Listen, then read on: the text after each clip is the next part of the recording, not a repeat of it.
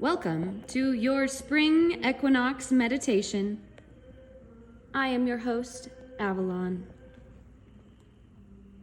Do this for 3 days for maximum benefits. Harnessing the spring energies. Go ahead and sit down and relax. Take some deep breaths. Let the awareness of your present circumstances and surroundings disappear. Close your eyes. It is dark, but you feel very safe. You see yourself upon a breast of a small hill that overlooks a still river. Its waters are black and deep. The sky above is filled with dark gray and swirling clouds. The trees and bushes are bare and gray.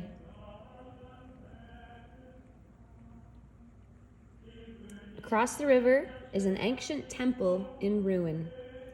It is dusk, and the sun is going down behind you, taking the last of the daylight with it. You are standing upon a path that leads down to the dark river below. It is lined with people on both sides who are painted and dressed for mourning. You walk silently between them, unsure of how to respond to their sadness, or even if you should. At the river's edge is a small barge, and raised up on it is an altar draped in black. It reminds you of an open sarcophagus, and the thought does not comfort you. Next to the walkway stands a tall figure dressed in black. Upon his breast is the symbol of a golden chalice, encircled in a field of blue. On the barge itself, next to the open sarcophagus, stand 3 hooded figures, silent and stoic. You step onto the barge, searching their shielded faces for some indication of the events to follow. Slowly, they assist you in stretching out upon the altar, and you are draped up the chin in black silk cloth. Embroidered into it is the figure of a giant phoenix rising from the fire and ashes. The barge is shoved off from the shore, and at a nod from the guide with the chalice emblem, one of the other 3 draws from beneath his cloak a white rose, and the second brings forth a great sword. The sword is touched to the rose, and it turns a fiery red. It is then dropped into the water beside the barge. The water bursts into flames, igniting the entire river. The flames surround the barge, water and fire together, neither extinguishing the other. When your guides are sure that you are fully aware of the fires, the black cloth is pulled up and draped over your head. Again, the darkness. You are alone. You can see and hear nothing. You know the fire is burning in the water, but you do not know how it will affect the barge. Will it consume the barge? Will it consume you? You force yourself to breathe and deeply relax. Somehow you know you may stop if you wish. You also know that the trip must be made sometime. As always, the choice is up to you. Within your mind you hear the words, "Thy will be done." And the decision is made. All is silent. You are left to your own thoughts on the sacredness of your own life. You look back at all the people and events you have encountered. All the changes you have been through within your life float before your eyes, showing you how you have become who you are at present. You see those whom you have hurt and those who you have hurt, and those that have hurt you. You see and feel the love you have given and the love you have lost. You see life intertwined with the lives of so many, each one adding to the essence of creativity that you now are.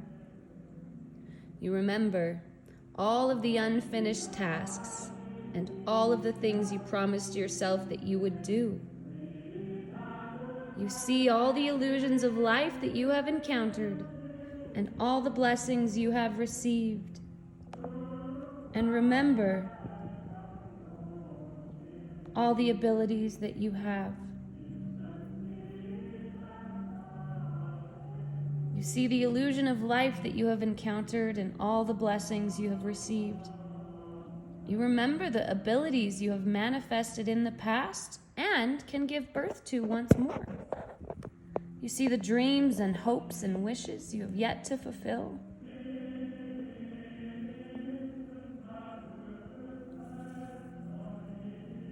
And there arises within you a realization that the opportunities for such are never past. They are ever at hand. There is a slight bump as the barge touches a shore. It draws you from your reverie. You arch your back, feeling the stiffness that has settled. It lets you know a great length of time has passed. Slowly, you draw the black cloth off your face. The waters of the river are no longer on fire. It is pre-dawn, but the sun has not risen, and your guides are gone. You see that you are on the distant shore from whence you began. Up the slope, you can see the outline of the ancient temple. You raise yourself from the altar and step off the barge onto the earth. You climb the slope toward the distant temple. As you reach the crest, you see that magnificent temple standing in luminous glory. No longer is it in ruins. The 2 trees bordering the door are full and green, and you look about you. All of the earth is green again. The trees and bushes are budding with new life. It is then that the first rays of sun streak the horizon to the east. With that, the temple door opens wide, inviting you in. At the altar in the center are your 4 guides, but no longer are they dressed in black. Theirs are the color of the great beings of light, for your guides are the archangels of the seasons. Michael with his flaming sword, Gabriel with the white rose, Uriel in luminous white with a companion unicorn, and Raphael in the middle, holding high above his head the great chalice of life. The temple swells with the music of harmony and life. All who had mourned are dressed in brilliant shades of rainbow light, and as they sing forth their song, the sun rises over the horizon. Its light fills the temple, breathing new fire and life into all. It touches and fills the Holy Grail, radiating and reflecting out upon the earth. A flock of birds soar above you. In the distant fields, a magnificent unicorn appears in the clearing, and the sounds of nature come to life. You look toward the river, and you see the golden sunlight reflecting and filling the waters with new radiance.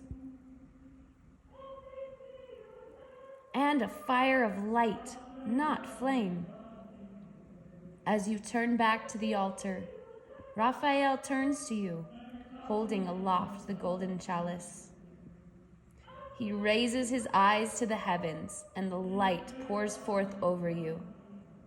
It spirals in and through you, and you are renewed. You are born afresh. Your aura is ignited with new radiance, and you can see it in its true glory. It is infused with a cross of radiant light that shines out from you like a star in the heavens that will shine upon all within your life.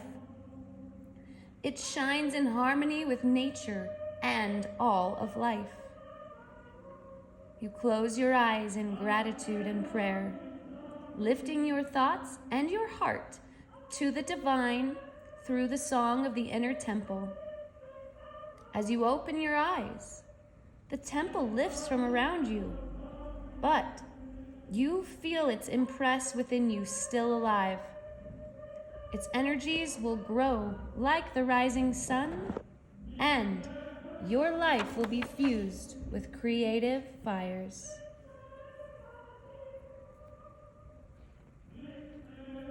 Now that you have become renewed of spring, we hope that the Mistress of Magic, Avalon, has brought you renewal through our visualization today. It comes out of Nature Speak, Signs, Omens, and Messages in Nature by Ted Andrews. I absolutely love this book, and I absolutely follow the seasons and the meditations in here, and they always bring such beautiful things. So thank you, Ted Andrews. Thank you all for listening.